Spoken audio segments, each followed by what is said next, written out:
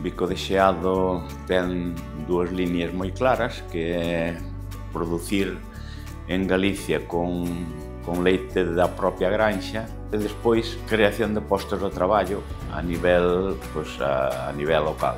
O premio non pola cuantía, senón polo contexto en sí, promoción de empleo local, que é o que comentamos hai un momento, pois temos todo o personal prácticamente do entorno de Betanzos, salvo, nas herederías que temos por os distintos puntos de Galicia. Eu animaría a outras empresas a que participen, porque ademais de crear esos postos de traballo, a nivel de empresa tamén se crean postos, por exemplo, no caso noso, que se animen a mirar polo campo. E este país que pasou unha pandemia fai moi pouco, a xente seguiu comendo gracias aos que producimos.